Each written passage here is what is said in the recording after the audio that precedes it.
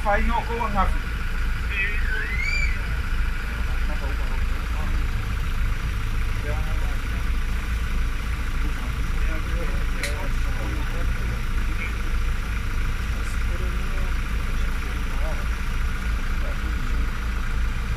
Halo lama. Wah, orang baik ke baik.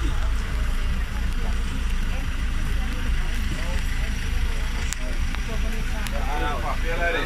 wah, wah kita ika. Iya.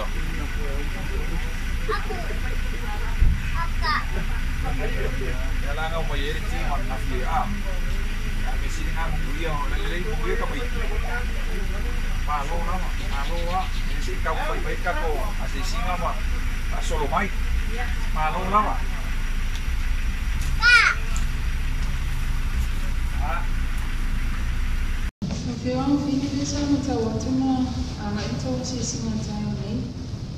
Yoi ole o ana masani ana tatou committee mai alolfo no tele nei le ana tatou committee nei Townsville ia ona matua ngai lole asia uma ia no foanga i talafatai sa fia ia mo mantu mai tawina i foi ia nisio totunga ia sa fia ngai manisio o tatou ainga mise talafatai ia mai tau o sisinga na ia ina ia fa mautu inai kulangai e ni vaenga o lo mo mia bave ia mo le taliatu tatou committee ia fa pena fo i mo le fa ma poponga o tatou lipoti ia msalo o taia o le fiafi o le afono i cabinet ia aveli poti le tatou committee ia i vaenga mo le tunu sa fa le ngaina le fo i sumai ngal lue mai ia le vaenga o engineer ia mai uma lipoti ton stai mi fa ma popo le so ma te mi tai ia ai le i tu ina tu lo wa fono ma mi balang cabinet tal fitu tai o fifi ia patala fatu to mamto pa ia nei tu la le aso io le pulenga o flawinga la le pen to silfia lo nga fale mal va ai o tato awala tsele tato awala kolosi po tato awala la papa ia fa pe ma la vai ia peona silfia ia le aso ana nafi ia le tele o ta penga ma lolonga fatasi ai ma le suo le tai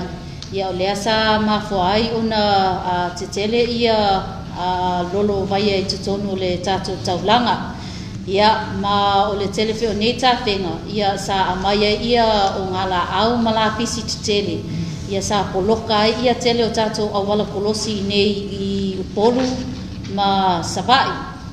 ma fi fa ilo atu de timing nei ia o lea o mafai ona sopo ia funanga ingo ta vale i le tato main roads umai nei upolu masala fai o lo o fa wau tal maiana nafi ia sa mata pea ia sa mata ia nga duenga tato konkarate e kiria ese ia la pisi ia fa pe foi ma o ngala au sa poloka ia tele o tato awala tele e peio i sinamonga o tutonu le tato wa taulanga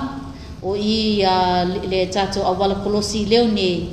ia mai vai mosouta ia fa pena fo io nisi o tato awala kolosi sa poloka pito i lalo tato awala kolosi i vai tafe ia o le asa fanga solo i le tato nga luenga o tato kon karate ma o le afi o le aso ana nafi sa mafai ona toe reinstate ia pe toe so po ia femlanga inga uma ta vale i tato awala tele inei i polu ma salafai ele o mapula le nga luenga le pulenga flawa inga laud ele ia fa pe fo i matato kon karate ina ia toe fa aleleia ia tato awala ia po tato aseta tele le sa fa ale nga ina ono ta fenga malolonga le sa ia i le aso ananafi lo ia fo ile fa moi o lo fa nga solo lava nisi o ploketi tele o le o lo nga fa male pulenga flau inga laud ele peon silfia o lo fa nga solo pele fa le o ala vai tonu le tato taulanga le o lo afia ile nga luenga le e fa tino tu i ta fusi le awala tele le mai HJ Kyle se i pa ia i le tato lote mau ia ma ia le manatu ia ona o lea mai lava mai tala le tato mai tala tau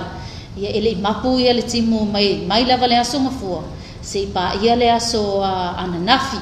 ia fatasi ai la mal titele o tafenga mai uta anga i mai tono taulanga ia o nei vai matafenga uma ia mai uta lea sau i tono taulanga e na o i le sami e mawhai o na nga ia i le vai lea ai anga ia tula le vai lea i le sami o lai sua le tai ia tulanga lea wa lai o na fateleina ia le lolonga i tono le tato taulanga mo le ai foi tau na paminato tupo i le tato mo le silafia o le tato malu le atunu o tato drainage upgrades pol fa le o tato awala mala vai tono le tato taulanga ia e na o nenga luenga e faititia ai ia le lolo vai e tono tato taulanga e le fa pe o le le to e lolo vai e tono taulanga awa peon silfia o tato taulanga o lo o tui no fuanga ma wala lalo lona winga ia e peo le tulanga pito i ma wala lo alia e le tafe ma ye le vai ia atonu em vai ona soso ani tato ala vai e ma vai ona vave avesea ia le vai le lungo le tato awala ai mai se foi I fanua pisinisi ia tato ainga ma avatu ia le nei vai I le sam ia e peona taua ia o ana nafi ia le tetele o timunga tetele o tafenga mayuta fatasi ai ma le sua le tai ia leana mafuai ona matua ai falangaina ia pe tetele ia alolonga I totono le taulanga ia e manatu ua mai el tato filo inga ia e ton muletu faaftai tato senga fasalalau tato ainga fasalalau ia peon fatu tato komiti o to o stasi wa na ta o tato committee nei o National Emergency Operation Center le ngai ta o tele fa fonga mai le tuno ma le sile fie le tuno ku langa uma o nga e ta penanga o le alaban ko inga fa blave fa fose ma fa blave mantu ya tupu mai ile tuno ya o ko ta o to nga renga mela le ya e fa malo ku mo lo to taimi mo e ko ke mai tantu te felo ai ia mai amatu foi tarsao ile tuno o nga ia mauti no ka ko nava e fai fatas e ta ui fantasi ka ko ngarwen ile o nei fa poleina le tuno ia la ko si le fia vai ngo molo fatino mera le mole ku fa ftai tantu ai fa salalau ia le tuno o e fa fo mai ia o upu masani ai le sua se lolo se po postas a telefo sulu ia o tele tantu fingota ia a telefo yo to wao mo ma to lima ia ona lima fatasi le ia o tantu ngalwen ia ona fai mai le upu sa mo o solo la valima il fa fo mai le tuno fa ftai teleatu lo to no fu talo ma ta poi mai ia o fe ngai le o fe ngalwen al malo ma company ma ana pa ana ia tau fai ngol ni ngalwen ia ele I o lefta amata de ia vai tau fai ngita nei fu to o mai a perilo to so fo ia al tanto talo fa tasi le tu ia ina ia so ni mai per ia ma fa malona au si tanto tuno ia o tanto wanga ia tu il family tuina o le ke wismasi man te so fo ia ina ia so ile o to mama watu ia e ele manatu maulunga tanto te felongo na ipe o ana tulanga I tupu tulanga o lo fatino nga luenga ia o le fa longo pa io le tuno e muia fa fonga samo muia le fa yo neva ia so mara sa ta ia so fo